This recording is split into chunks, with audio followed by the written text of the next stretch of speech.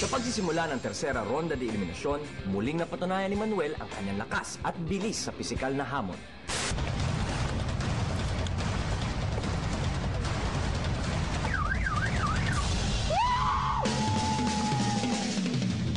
Manuel ang pinakamabilis na nakatapos ng hamong ito sa lahat ng ibang partisipantes ng Fear Factor mula sa ibang bansa.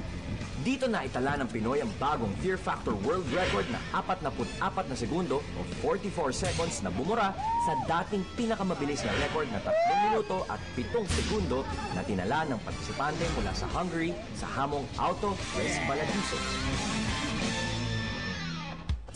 At dito rin niya nakuha ang kanyang ikalawang iwas peligro o immunity kasama sa mga nakaiwas peligro sina Jana, Elmer at LJ.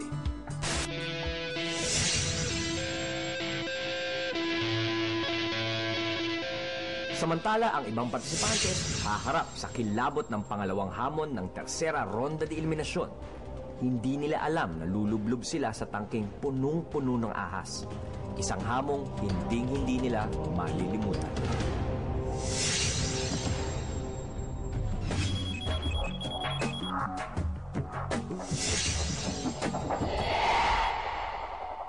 Buenos dias, participantes. Wala bang mas malakas na pagbati doon? Peking, taba na. Kinakabahan ka na? Medyo.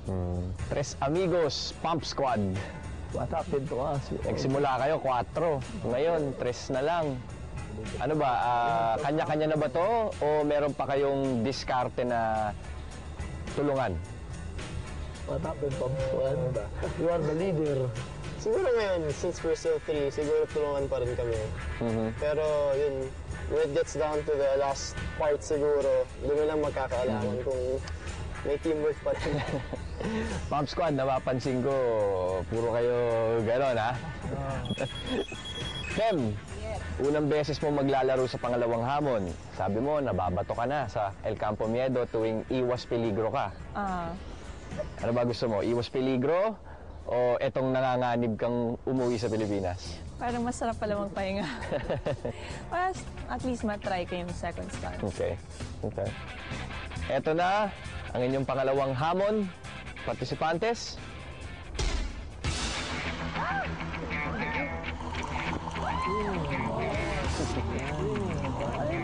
Sabi mo, inaantok ka, Marion, di ba? Partisipantes, ito ang regulasyon ng inyong pangalawang hamon sa tersera ronda de eliminasyon. Meron tayong mga pitsa de goma. Isang itim, isang dilaw. Ang kakailanganin ninyong gawin ay kunin ang mga dilaw na pitsa de goma. Nakikita niyo yung kahon na yon? Doon nyo ilalagay ang mga dilaw na pitsa de goma.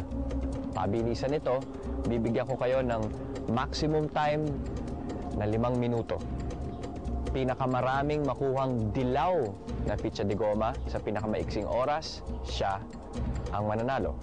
Sakaling magkaroon ng tie, bibilangin din natin kasi ang itim na pitsa de goma.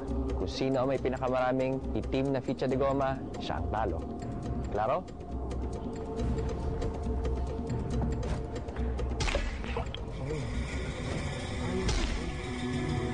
Pero, dahil fear factor ito, hindi siya ganun kasimple. Amigo?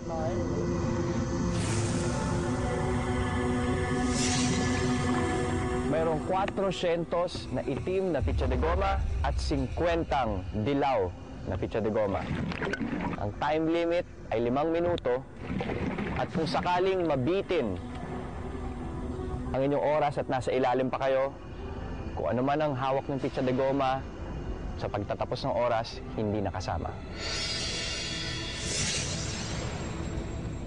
Hindi kayo pwedeng humawak sa gilid ng tangke, pwera doon sa tabi.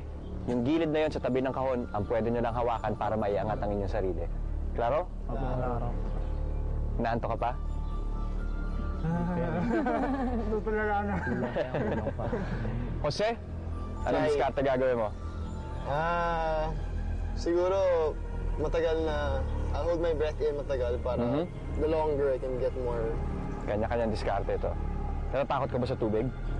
Hindi ako good swimmer, pero siguro piling ko lang na ganyan kaysa dagat. Okay. Sa dagat, maraming nakikita. Amigo? Dito rin sa Pinoy Fear Factor, maraming nakikita.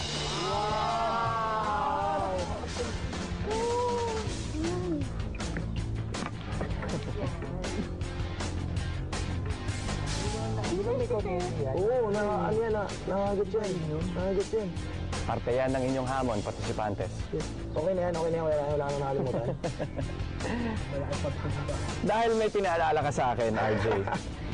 Sige, dadagdagan ko pa. Amigo?